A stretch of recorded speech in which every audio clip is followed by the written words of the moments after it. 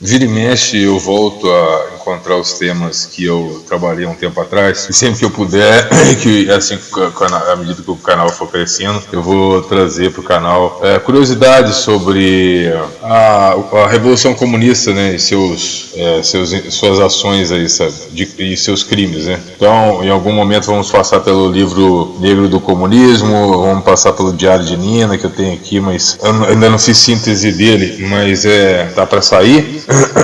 Dá para sair a síntese do Diário de Nina e Experimento Piteche, muitas outras coisas interessantes pra galera aí. Algumas tem material já, se não me engano o Massacre de Catim tem, acho que Experimento Piteche também tem, não vamos pegar. Eu tô só tendo que dedicar agora ao estudo mais necessário assim, da formação, para poder depois pegar as coisas mais periféricas assim, não que não sejam importantes, mas que ninguém liga muito, né? O pessoal tá pensando aí no preço do combustível, do gás, etc, da carne, do feijão, mas não sabe o que tem por trás, debaixo do pano, nas diversas camadas aí do movimento socialista / comunista, sabe?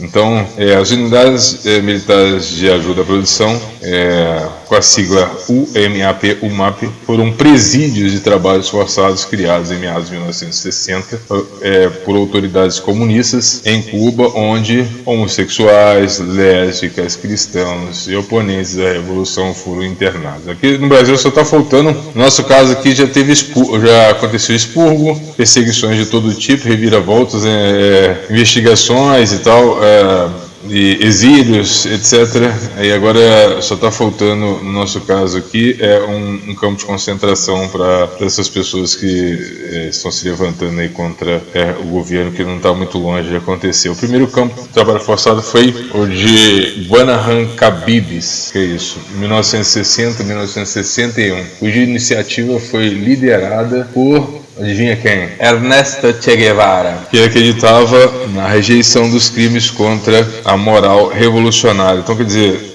quem se opusesse contra os revolucionários, é assim que eles pensam, sabe? Porque assim, por mais que a esquerda tenha lá suas nuances lá, suas gradações, a mais amena e a mais exaltada, a que possui mais interesse, digamos, teórico é exaltada, e a que adere mais à revolução criminosa ou armada é exaltada, ou seja, as moderadas elas não valem para nada, elas até são taxadas como reformistas, tal qual o Marx fez com os socialistas utópicos lá, sabe? Humilhando eles lá no manifesto do Partido Comunista, ou seja, vão para a vala do mesmo jeito, tanto conservadores e liberais quanto os próprios esquerdistas moderados, né?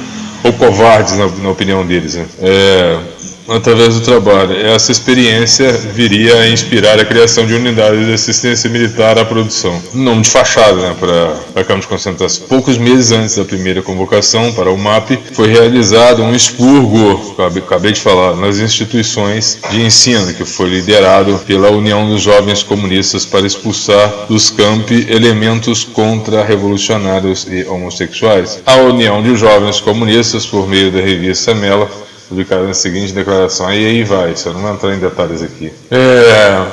Só para esclarecer, na cabeça deles, e aí faz parte do engodo, homossexuais, eles precisavam de homens viris naquela época, né, na cabeça deles, para fazer revolução, né? Então homossexuais eles atrapalhariam os anseios, atrasariam os anseios, né? Então assim, dá para perceber o quanto que essas pessoas são covardes, elas utilizam umas pessoas e depois descartam como lixo das militares de ajuda à produção. Após a Revolução Cubana, sob a liderança de Fidel Castro, havia uma oposição considerável à Revolução, e a fim de manter a estabilidade, o novo regime necessitaria de um mecanismo pelo qual pudesse neutralizar os opositores. Com esse objetivo, em 1965, o governo de Cuba criou as UMAPs, para onde eram enviados os desafetos da Revolução. Uma UMAP consistia numa fazenda estatal, onde os internos eram obrigados a trabalhar gratuitamente para o Estado. Esse sistema cumpria dois objetivos: fornecer mão de obra gratuita ao Estado e punir aqueles que se recusavam a aceitar as ideias da Revolução Comunista. Imagina só, a gente que é um paraíso aqui na Terra, e as pessoas, porque a esquerda também é difícil ela fazer reflexão sobre as coisas, elas querem tudo mastigado, e mesmo assim elas aderem pela pela repetição e não pela reflexão. Existe adesão pela reflexão e existe adesão pela repetição, e eles aderem como zumbis à repetição. Então é fácil entender. Imagina, você quer uma sociedade uniforme, né? Então, como vocês descartam o liberal, o pensamento liberal seria aquele que dá o direito da pessoa escolher se ela quer ou não participar daquilo. Só que não pode. Para ter igualdade, é preciso abrir mão, entre aspas, de regalias, ou regalias que eu digo importantes, que seria o direito de pensar o contraditório.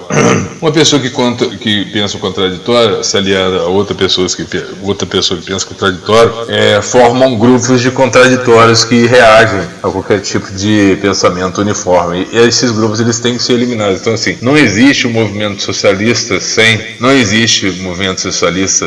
faz parte do movimento socialista, a eliminação do contraditório, porque por isso que eles odeiam as igrejas, que as igrejas são fábricas de conservadores, são fábricas de contraditórios, de contradição, porque um cristão ali, ele vai seguir ali os mandamentos bíblicos e tal, eles precisam do mandamento marxista. Existem dois senhores na concepção de um marxista, então é por isso que eles seguem essa linha.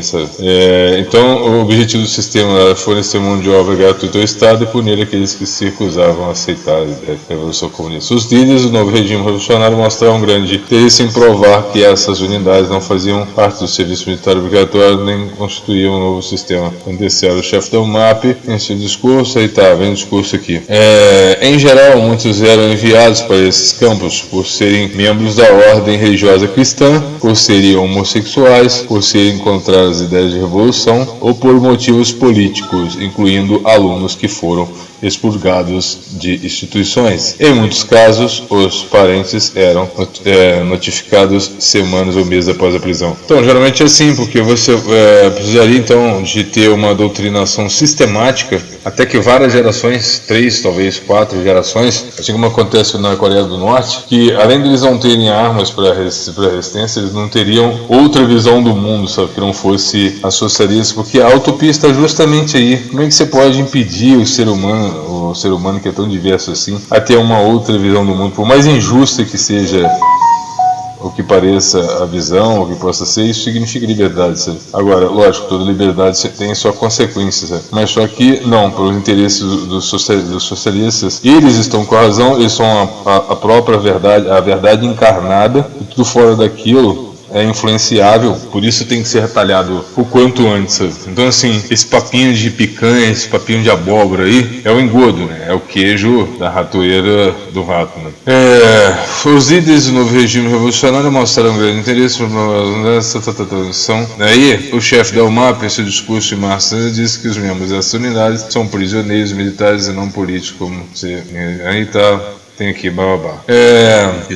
Os reclusos da UMAP foram divididos em categorias: os católicos, os testemunhas de Jeová, os homossexuais, etc. Cada recluso carregando um número atribuído a eles. Geralmente havia 2 tipos de acampamentos apenas para gays e acampamentos para todos os demais. Os reclusos da UMAP desempenhavam tarefas agrícolas com a média de trabalho de 60 horas semanais e de segunda a sábado, embora os domingos fossem por vezes obrigados a fazer trabalhos voluntários não contabilizados nas cotas de produção. As condições alimentares eram deficientes e de má qualidade. E aí, detalhe aqui, até comiam gatos e cobras que os reclusos capturavam quando trabalhavam. Abre aspas de novo. Até comiam gatos e cobras que os reclusos capturavam quando trabalhavam. Embora alguns tratassem o contrário, mas a alimentação sempre dependia da condição do cumprimento da cota de produção do dia. Isso não acontecia com a água. Os reclusos passavam a beber água contaminada que encontravam acumulada nos campos enquanto trabalhavam. Embora houvesse exceções, os guardas foram descritos como arbitrários, abusivos, incompetentes. As punições variavam em insultos, abusos físicos e tortura. Os reclusos foram privados de água, comida, ameaçados de execução, espancados, enterrados até o pescoço do solo, obrigados a permanecer nas latrinas com águas residuais e amarrados a um poste durante a noite. Os maltratados foram dirigidos principalmente às testemunhas de Jeová por serem consideradas contra-revolucionárias e vinculadas aos Estados Unidos. Então fica claro, salve, forte abraço aí ao Adam. O Adam é o único que mostrou lá que está estudando lá, né? É bem importante isso aí. Os maus tratos e principalmente as testemunhas de Jeová. Imagina só, eu acabei de falar, como eles têm implicância com os americanos, eles têm implicância com qualquer regime que atue contra, e isso daí que a esquerda não põe na cabeça, é que se eles têm ódio aos Estados Unidos por serem contra, imagina uma pessoa, por exemplo, eles têm ódio aos Estados Unidos por serem contra, mas eles não têm poder para fazer nada contra esse país. Mas imagina contra uma pessoa que eles têm poder absoluto de fazer qualquer coisa, imagina o Estado te odiando, sabe? Odiando sua ideia, sua opinião, o que ele é capaz de fazer com você. Os objetivos do MAPS eram erradicar a homossexualidade, aquele negócio que eu ouvi falar, que eu acabei de falar lá em cima, que o não viril teria que ser exterminado, sabe? Que atrapalharia a revolução, entendendo a homossexualidade como uma doença e um mal social que deveria ser contido. Medicamentos e tratamentos experimentais foram testados e oferecidos aos homossexuais para atingir esse objetivo. E aí, popular também, muitos equivalentes aos campos de concentração soviéticos, os gulags. Para quem não sabe o que é os gulags, é só procurar isso. Era comparados aí, né, equivalente aos gulags. O relatório de 67, a Comissão Interamericana de Direitos Humanos estimou que cerca de 30 mil internos estavam presos nessas unidades. Não nos gulags, mas nas UMAPs, tá? Nos gulags muito mais. Tem um negócio de um poeta aí, diante dos protestos, escritores artistas de Cuba, alguns testemunhos aqui. E aí você vai, tem uns aqui que eu já fiz, experimento P-Teste, vale ver, o Google vale ver. Esse aqui também vale ver, que não sei se eu vou pronunciar certo. Tuol Sleng, o Museu do Genocídio Tuol Sleng é um museu em Phnom Penh, capital do Camboja. No passado, o lugar era a escola secundária vou ler isso aqui também. Durante o regime de Pol Pot, o colégio foi transformado em uma unidade de aprisionamento e interrogatório, a S-21. A S-21 é bem melhor do que Tuol Sleng. Lá no Khmer Vermelho, né? Então, assim, por que eu estou citando isso? Porque esse também aqui, S-21 aqui do Khmer Vermelho, foi também um tipo de campo de concentração, tal qual as UMAPs e tal qual os gulags. Então fica claro aí, afasta da esquerda em dizer que não houve isso, não houve aquilo e que não houve perseguição, etc. Então só para que tenham ainda chance de reação. Forte abraço aí, até mais.